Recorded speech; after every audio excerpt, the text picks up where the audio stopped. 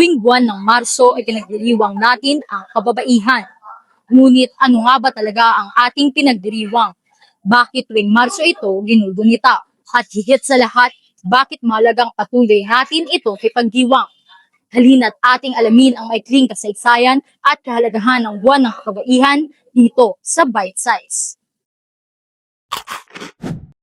Mas mababang sahod, mahabang oras ng pagtatrabaho at hindi ligtas na kapaligiran. Iyan ang hinarap ng mga kababaihang manggagawa noong ika-19 na siglo. Sa lipunan, sila inaasahang manatili sa tahanan habang ang kalalakihan ang nangingibabaw sa pamumuno at mga institusyon. Ang mga kondisyong ito ang nagtulak sa kababaihan na kumilos. Nagkaisa sila upang ipaglaban ang patas na sahod, maayos na kondisyon sa trabaho at karapatang pampulitika, kabilang ang pagboto at representasyon. Noong 1905, itinatag ang Asosasyon Feminista Filipina na nagsulong ng edukasyon at karapatan ng kababaihan.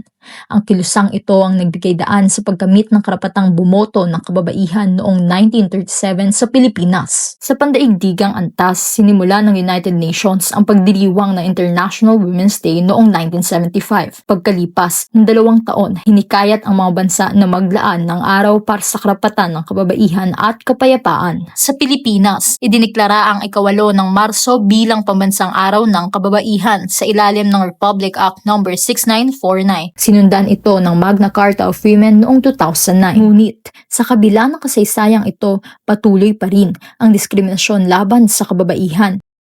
Ang buwan ng kababaihan ay ginugunita upang kilalanin ang mga pakikibaka at tagumpay ng kababaihan at ang patuloy na laban para sa pagkakapantay-pantay. Sa pag-alala ngayong Marso, sama-sama tayong kumilos tungo sa isang mas inklusibo at patas na lipunan para sa kababaihan.